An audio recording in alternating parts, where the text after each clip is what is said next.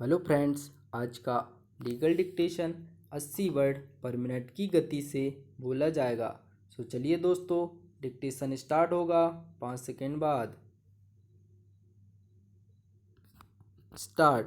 विवादों के गुणागुण पर विचार करते हुए यह कहा जाना आवश्यक है कि स्त्रीकृत विधि यह है कि यह मात्र एक त्रुटि है जो अभिलेख को दृष्टिगत करते हुए ही स्पष्ट हो जाती है, जिस पर इस पुनर्विलोकन याचिका में विचार किया जा सकता है और उसका निपटारा किया जा सकता है। Full stop.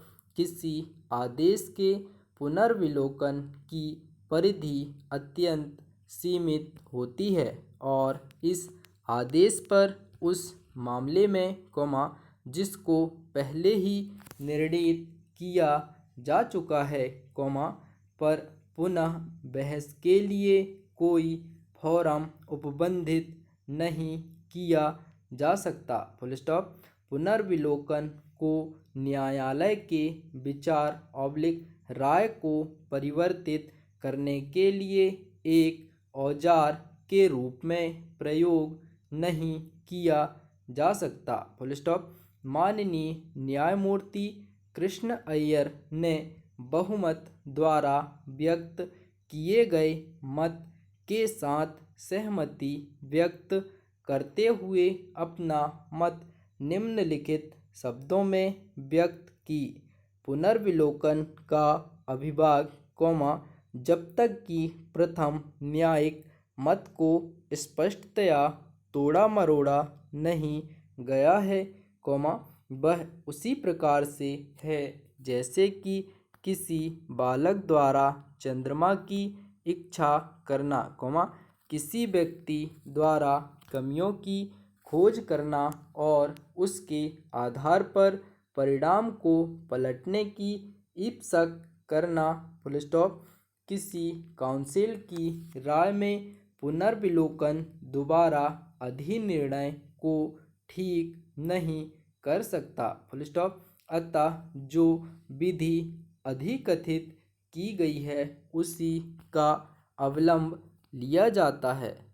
आवेदकों पुनर्विलोकन याचियों ने हमारे समक्ष निवेदन किया कि ऐसा कोई निर्देश नहीं दिया गया है जिसके द्वारा यह चित्रित किया जाए कि 130 आकस्मिक श्रमिकों को किसी आदेश द्वारा नियुक्त किया गया था और न्यायालय ने ऐसा अभिकथित करके त्रुटि कारित की। Full stop. अभिलेखों से इस तथ्य के परिसाक्ष्य की पुष्टि होती है कि यह प्रत्यर्थियों इसमें के आवेदकों द्वारा सूचना का अधिकार के अंतर्गत उपलब्ध कराई गई सूचना के आधार पर हुआ है, जिसके द्वारा इस बात को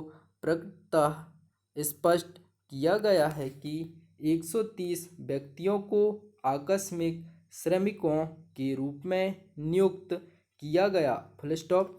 क्या उपलब्ध कराई गई सूचना किसी आदेश की प्रकृति में या किसी सूचना की प्रकृति में, यह नितांत रूप से अतात्विक है, जैसा कि सूचना अभिलेख पर उपलब्ध है। Full stop. आवेदकों पुनर्विलोकन याचियों ने विनिर्दिष्ट रूप से आवेदन प्रस्तुत करने वालों को सूचना का अधिकार अधिनियम के अधीन सूचित किया है कि 130 व्यक्तियों को आकस्मिक श्रमिकों के रूप में नियुक्त किया गया है। Full stop. यह दलील रिट याचिका के विनिर्धारण के समय न्यायालय के समक्ष भी दी गई थी और अब इस दलील को न्यायालय के विचार मत को परिवर्तित किए जाने के प्रयोजनार्थ औजार के रूप में पुनः प्रयोग किए जाने की अनुज्ञा नहीं दी जा सकती। Full stop stop. दोस्तों, डिक्टेशन अच्छा लगे तो लाइक शेयर और सब्सक्राइब अवश्य करें। धन्यवाद।